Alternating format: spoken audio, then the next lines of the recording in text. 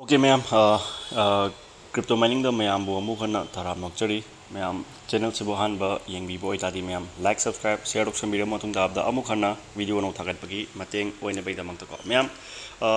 ngasi di khogi video da khogi confusion laiba haibadi get gold mine gi matang da khoina withdraw tawbada khogi kudong chadaba or tawang khangdaba step by step ma'am do ngasi di dum step by step haijage ado ai tawge na di aina oina thabak oina utke khanbane bako ado aingonda ngasagi magi ton coin je down chat khibana maram or aingonda laitaba hodikse adona in makha ta na amuk kakpado tanba ado nongni leragadi hairiba sigi video se sigi video sigi oina aina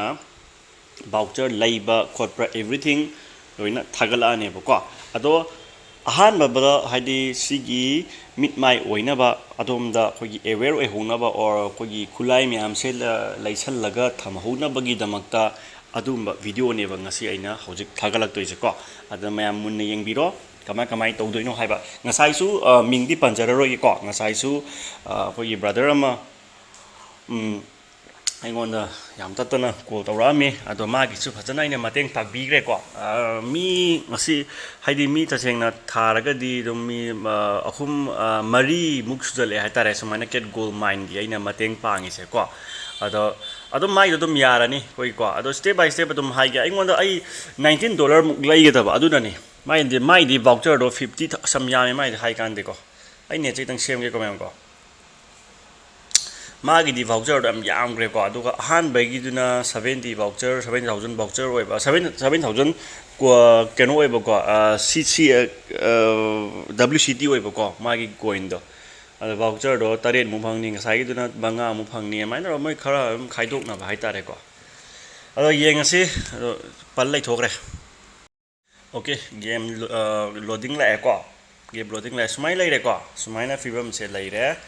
sound nung everything am telok thoke ko yare okay tare ko se khoina wallet section na sanga si ko wallet section na sanga ba matam da ai estimate value si da $30 leire ba ko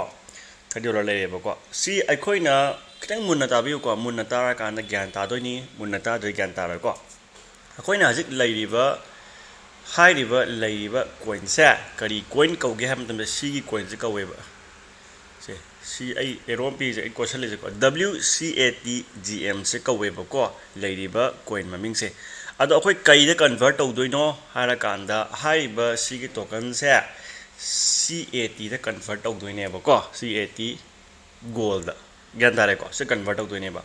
ado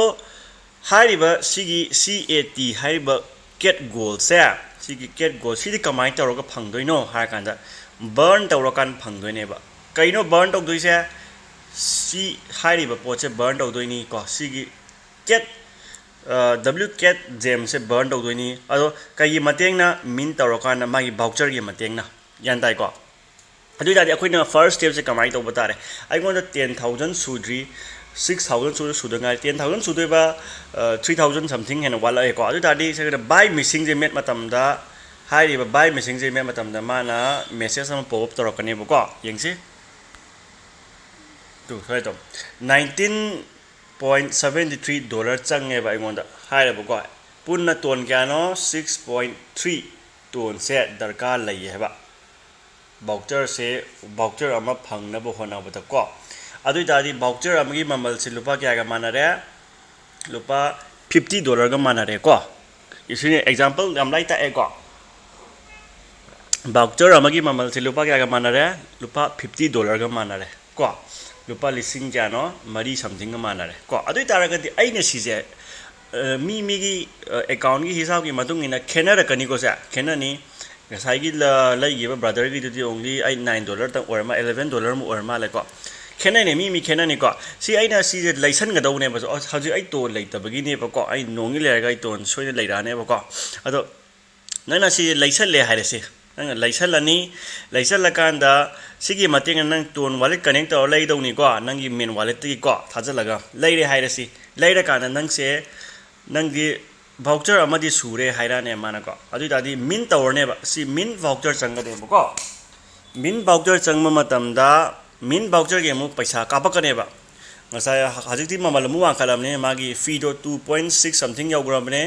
dollar ko 2.6 dollar na te ne ton ni ne 2 point kyanam dollar ton lei bani ko ton 2 point something amuk dollar changar ni ko ton gi ko chang matung da min tawra ni de voucher ama phanga ne ba ko ona voucher na sida wan thokla ne ba sumaina ma ko hamada voucher je phanga matung da kamaina thola kadagi hara kan da yong kai ut ke ko tu sida yong ko tu in review haraga voucher uba in review estimate 1 week thaijura ki sumain thola ka ne ba ko sumaina tho kanda nangna burn je tawdune burn se makal ani laigani instant burn haibanga adagi automatically burn matam nga helaga burn taw instant burn adum taw chalo ko instant burn taw kanda adum khudakta hairi ba sigi cat goal se olani cat goal ola kandangi isi estimate paisa do ulani $50 oigera $20 oige estimate do ulani ko ula kandang na stake taw ge su yare ko or natraga nangna withdraw taw ge su yare ko adumai taraga withdraw taw taw ne ko gan tare ko aduna khara process se khara ngai thok ngai sen di changi ko aduga magi di fraction ta ba ya de magi di fraction ta ba ya de haraga di voucher ama tang lai gera voucher ama tang lai gera voucher ani lai gera voucher ahum lai gera hai bagi pot hisab ma lakane ba si ai buy missing hai se ko adugi oi bagi ne ba in tawri se ko aina game do yam sanaramaga di yam tawde nupa ma ngasi dai tharaga mingju panjaro ge ko hafta ama ni mamangda paw hora me aina si thagat be matang du da magi di voucher mapan muk lei mai pasan tale ma ko kamaina sanai no khang de game je ko ma yagre aduga hojik ma kaithokre ko withdraw tawgre ma aduga bit get adu ma stake tawri hai mai khangde ko ai makha ta na di hangre ai kasu kano tawde mon da gi kasu commission laude ko adu ma thok badum tawjagre main tawdana main taw biyo sini ai si live video oina dum aina tawbu ut ke khan mane ko ado nong ni da oi soina tawrake maram de ai to lai tawgi ne ko si estimate to nam chang ne ba se sida muk 6 ton chang ani ida 2.5 ton amuk chang ani total around 8 ton or 9 ton bok di pai da ya roi bai se hamra ton ma pan muk pai da ya roi ba ton ma pan di lupa kya nam da khan lai yong ne asana yam ra adum na khara yam da ya roi ba si bo se ko aduna adugi da maktani mem ko waro biya de step by step update dum tawjarake ko aduga makata noina sida sanajagi sudum yai laira khola sanajagi su yai sanaroi hai sudum yai ko step by step ne dum ko okay ma'am see haraga lotion jarage step by step adi yeng mina singa ma'am thank you and good night